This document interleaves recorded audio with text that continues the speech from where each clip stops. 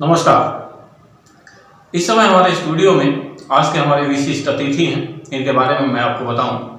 आप हैं doctor professor A.K. Pandey, कमला राय college के इंग्लिश के हेड ऑफ डिपार्टमेंट। आपकी गिनती मूर्धन्य विद्वानों में होती है और आपके अंतर्गत बहुत सारे बच्चे आज PhD कर रहे हैं। बाकी स्वनाम धन्य A.K. पांडे के बारे में किसी परिचय की ज़रूरत नहीं है। आप खुद भी मेरे गुरु रहे हैं और गुरुजी आपका स्वागत है हमारे स्टूडियो में। आज पूरा विश्व कोरोना महामारी से जूझ रहा है। भारतवर्ष, बिहार और इवन हमारा गृह जिला गोपालगंज भी इस महामारी से मुक्त नहीं है।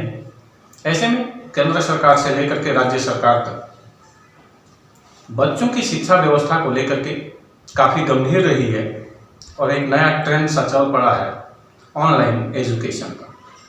इसी विषय को विस्तार से समझने के लिए हमने आमंत्रित किया है गुरुजी को और इनसे जानेंगे ऑनलाइन एजुकेशन का सिस्टम जो सरकार चाहती है कि ऑनलाइन के माध्यम से ही बच्चों को बिना क्लास में बुलाए उनको एजुकेशन दिया जाए। इस विषय पर अगर बात करें सर, तो क्या लगता है ये कितना सफल रहने वाला है? बच्चों को क्या करना चाहिए, टीचर्स को क्या करना चाहिए, ये सब थोड़ा सा विस्तार से। अच्छा प्रश्न है, सामयिक प्रश्न है। समय की मांग है कि जिस तरह की ज़रूरत हो अपने आप में परिवर्तित किया जाता है और जान है तो जहान है। आप शिक्षा के लिए बच्चों को विद्यालय में, महाविद्यालय में बुलाएं और शिक्षक वर्ग भी वहाँ पहुँचे, सब लोग, अभिभावकों का सहयोग भी हो, तो ये ज़रूरी है कि उनके अंदर जो दूरी है वो बरकरार रखी जाए। इसमें कोई दो राय नहीं कि अभी हमारा सिस्टम इतना डेवलप नहीं है कि हम छोटे छोटे क्लासरूम में छात्रों की संख्या सीमित करते हुए पढ़ा सकें, जो होना चाहिए था। उसके अपने कुछ फ़ायदे हैं, लेकिन आज चूँकि विश्वव्यापी जो जगत अभी चल रहा है, इसमें मल्टीमीडिया का रोल इतना आगे है कि आप क्लास में आए बगैर भी पढ़ सकते हैं। और इस दिशा में सरकार का भी प्रयास है और थोड़ा बहुत प्रयास यदि शिक्षक और छात्र आपस में समन्वय बैठा लें और समाज का, अभिभावकों का सहयोग मिल जाए तो इसको सफल बनाया जा सकता है। मेरा मानना ये है कि टेक्नोलॉजी का हमें जितना उपयोग हो सके उतना उपयोग करना चाहिए, छात्रों को भी करना चाहिए, क्योंकि आजकल सब लोग मोबाइल फ्रेंडली लोग हैं। सबको जानकारी है, एक छोटा बच्चा भी आपके हाथ में मोबाइल देखता है तो वो उसके प्रति पहले लपकता है, चाहे वो साल भर का ही बच्चा क्यों न हो। तो ऐसी स्थिति में आप देखें तो समय टेक्नोलॉजी के उपयोग का है। अब इसमें दायित्व बनता है शिक्षकों का पहले कि वो कैसा ट्रेंड लेके चलना चाहते हैं। जिस विषय का जो शिक्षक को पहले अपने आप को पूरी तरह से तैयार करें, उसके मटेरियल्स को वो देखें। ये ध्यान में रखा जाए कि सारी चीज़ें गूगल पे उपलब्ध हैं, लोग गूगल पे जाकर के सर्च करके इन्फॉर्मेशन ले सकते हैं। तो जब वो इन्फॉर्मेशन ले ही सकते हैं तो फिर एक टीचर की आवश्यकता क्या है, ऑनलाइन क्लास में उसको जाने की आवश्यकता क्या है। तो ऐसे में शिक्षक का दायित्व ये होता है कि वो कुछ ऐसी चीज़ें प्रस्तुत करे या इस तरह से प्रस्तुत करे कि उसमें लोगों की रुचि बनी रहे। अब जैसे ऑनलाइन क्लास शुरू हुआ और लड़के ने मोबाइल ऑन करके और अपने आप को कहीं अलग हटा दिया, किसी गेम में लगा दिया, तो वो शिक्षक तो नहीं देख रहा उसको। तो उसको बांधे रखने के लिए उसको समय समय पर उसको रुचिकर बनाने का, उसके मटेरियल में और ज़्यादा फैक्ट्स देने का उसको प्रयास करना चाहिए। वैसे सामान्यतः देखा जाता है कि किसी भी मनुष्य का जो दिमाग की जो काम करने की क्षमता है वो हर 40 सेकंड के बाद डाइवर्ट कर जाती है। क्लासरूम में भी ऐसा होता है। यदि आप ऑनलाइन कर रहे हैं तो उसमें तो और भी बात सहज होती है कि आप कैसे बच्चे को कर सकेंगे। इसलिए जो स्टडी मटेरियल हो, जो टीचर अपने आप को तैयार करे, जो सामान्यतः एक क्लास को तैयार करने में 3.5 घंटे का मिनिमम टाइम रिक्वायर्ड है। यदि आप एक 45 मिनट का क्लास लेते हैं तो आपको 3.5 घंटे उसके लिए तैयार करना होता है, स्टडी मटेरियल तैयार करना पड़ता है और उसकी प्लानिंग करनी पड़ती है। तो शिक्षक का दायित्व तो थोड़ा बढ़ गया है। ऐसा नहीं कि हम गए और हमारे पास नोटबुक है, लड़के हैं तो हमने देख के पढ़ा दिया। क्लासरूम में और इसमें थोड़ा सा फर्क है, मैं आपको स्पष्ट करना चाहूँगा।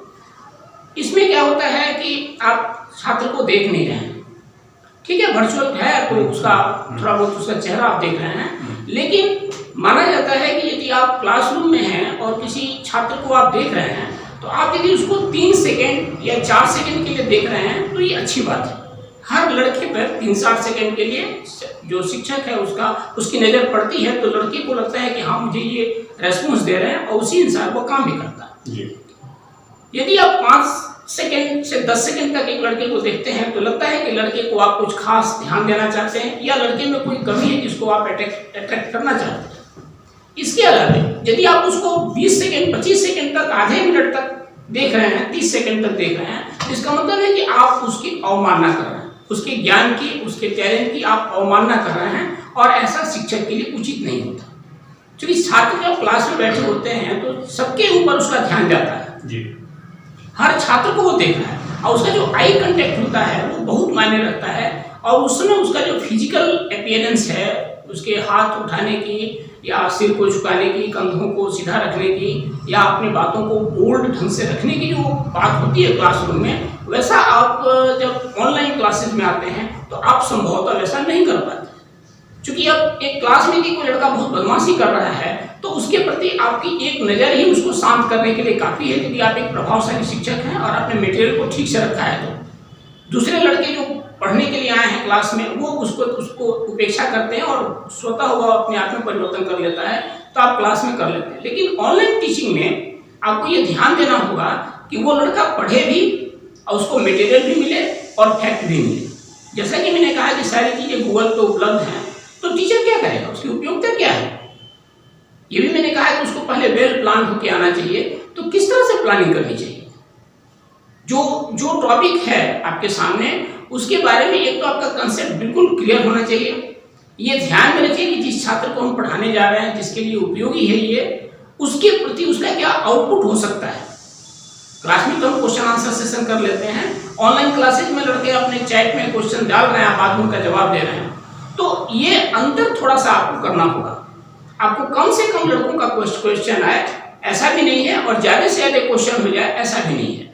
यदि कम से कम लड़का क्वेश्चन करता है तो इसका मतलब है कि लड़के ने कोई ध्यान नहीं दिया, और यदि लड़का बार बार क्वेश्चन करता है इसमें तो आपके लेक्चर में कोई ना कोई त्रुटि रह गई, आपके क्लासरूम में कोई त्रुटि ठीक से समझ नहीं पाया, इसलिए आपको उसकी प्लानिंग करनी ही पड़ती है जी।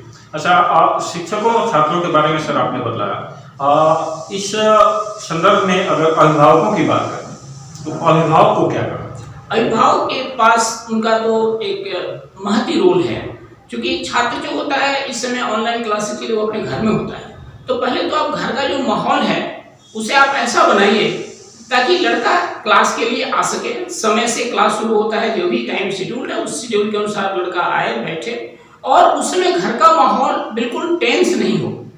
ऐसा ना लगे कि लड़का टेंशन में है या पूरा परिवार का सब लोग टेंशन में है, क्लास चल रहा है, इस तरह का उसको मत बनाइए, हैमक मत बनाइए। इसको दोस्त की तरह से लीजिए। यदि मोबाइल लड़के ने ले लिया है तो आपका नुकसान नहीं कर रहा है, तो कुछ ना कुछ अच्छा ही पढ़ रहा है, उसको इंटरेस्ट आएगा तो उसमें और अच्छा ही करेगा। और यदि उसमें कोई नया सर्च कर रहा है या कुछ नई बातें लेके आ रहा है तो उसमें उसको मदद करनी चाहिए। हाँ, आप बहुत अच्छा मोबाइल नहीं खरीद सकते, लेकिन आज ऐसे भी मोबाइल उपलब्ध हैं जो कम दाम में भी हैं और बच्चे पढ़ भी रहे हैं। ये बहाना नहीं चलेगा कि हम ऐसा नहीं कर सकते, क्योंकि आज के ज़माने में एक कोई सामान्य यदि अपने बच्चे को पढ़ाना चाहता है तो जितना उसके बस से आने जाने और दूसरे खर्चे होते हैं उन खर्चों को ही जोड़ लिया जाए तो उससे कम दाम में एक मोबाइल वो ले सकता है। और कोई जरूरी नहीं कि आप बहुत महंगा मोबाइल लें, आप सस्ते मोबाइल को भी लेकर के आप ऑनलाइन क्लास के लिए कोई यूज़ करें। अब उसमें आप बहुत सारा डाटा रखें, बहुत सारा फिल्म रखें, बहुत सारा आप अपना वर्क करें, तो ये नहीं है। लेकिन एक सामान्य मोबाइल बच्चे के पास आप दे सकते हैं। यदि गार्जियन आप कर भी रहे हो, बहुत से लोग तो अपनी भैंसों को बेच करके और मोबाइल खरीद के बच्चों को दे रहे हैं, ये भी देखने में आ रहा है। लोग अपना अनाज बेच रहे हैं लेकिन बच्चों को पढ़ाएं, क्योंकि उनको मालूम है कि शिक्षा जो है उनका भविष्य है और भविष्य के साथ कोई खिलवाड़ नहीं कर सकता। अब रह गई बात कि घर के वातावरण को कैसे ठीक से रखा जाए, तो घर में जब क्लासरूम का समय हो उसमें बच्चे को इंस्पायर करें। आजकल तो लॉकडाउन की स्थिति में कोई बाहर नहीं निकल रहा है, इसलिए वहाँ सब गार्जियंस जो हैं, उनके माता पिता, उनके और जो भाई बंधु हैं या उनके घर के लोग हैं, वो उस लड़के को उसके लिए तैयार करें, मेंटली तैयार करें। उसके क्लास शुरू होने के पहले आज कौन पढ़ा रहा है, किस टॉपिक पे बात होगी, तुमने उस टॉपिक को देखा है कि नहीं, तुमने उसमें कुछ अपने दिमाग में कोई क्वेश्चन रखा है कि नहीं, उस पर भी उनसे वो डिस्कस कर सकते हैं। और घर का माहौल जितना ही शांत होगा बच्चे को इंटरेस्ट उतना ही है। सर, एक प्रश्न और, सरकार ने बच्चों को पढ़ाने के लिए बहुत सारी व्यवस्थाएं कर रखी हैं। प्राथमिक स्तर पे मध्य विद्यालयों में मतलब 0 to 8 बहुत सारे फंड्स दिए जाते हैं ताकि बच्चे जो है ग्रो करें, पढ़ाई करें। इसमें अगर ये ऑनलाइन जो सिस्टम है इसमें उच्च शिक्षा हो या नीचे का भी हो, ये जो एजुकेशन सिस्टम है इसमें डाटा को लेकर के क्या कुछ इस तरह की व्यवस्था सरकार को करनी चाहिए कि बच्चों को मतलब ये डाटा का जो पैसा है वो नहीं देना पड़े, कुछ इस तरह की व्यवस्था होनी चाहिए? ये तो सरकार को करना ही चाहिए, क्योंकि बच्चे पढ़ रहे हैं और सच्चाई भी है कि कुछ ऐसे नेटवर्क्स भी अभी आपके पास उपलब्ध हैं जो आपको बहुत सस्ते डाटा उपलब्ध करा रहे हैं, आप उनका उपयोग उसके लिए कर सकते हैं। सरकार को भी उसके लिए खर्च जो कर रही है उसके लिए माफ़ करना चाहिए। सरकार तो भी क्रेडिट कार्ड पे लिए हुए लोन को माफ़ करने के लिए तैयार बैठी है, उस पर जो इंटरेस्ट है उसको भी माफ़ करने के लिए तैयार बैठी है। तो इन छोटी छोटी चीज़ों के लिए वो डाटा क्यों नहीं प्रोवाइड कर सकती है? यदि स्टूडेंट फ्रेंडली यदि उसको कोई सिम मिलता है उसमें यदि उसको पैसा भरवाती है तो ऐसा भी सरकार को करना चाहिए। और वाईफाई की जो सुविधा है, तो हर कॉलेज में आपको वाईफाई है, स्कूल्स में भी बहुत सारे वाईफाई की सुविधा है। तो अब वाईफाई के लिए आप कॉलेज तो नहीं जा पा रहे हैं, तो बट नेचुरल है कि आपको जो डाटा चाहिए वो सरकार को उपलब्ध कराना चाहिए, मेरा ऐसा मानना है।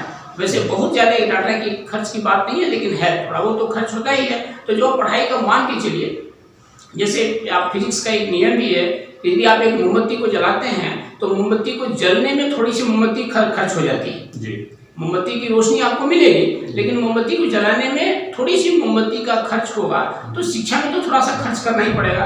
अब सरकार उसके लिए आप पहल करें, गार्जियंस उसके लिए पहल करें, लेकिन हम हमेशा माने गवर्नमेंट के ऊपर ही आधारित रह करके हम अपने आप को नहीं ले चल सकते, क्योंकि बहुत सारा काम पड़ा है जहाँ हम शिक्षा के क्षेत्र में कर सकते हैं, सब जगह दे सकते हैं। लेकिन वाईफाई की व्यवस्था देने के बाद भी हम चूँकि स्कूल और कॉलेज नहीं जा पा रहे हैं, तो घर पे जो सुविधा है वो सरकार को थोड़ी बहुत इन कंपनियों के माध्यम से या दूसरा कोई स्रोत लेकर के डाटा उपलब्ध कराना चाहिए।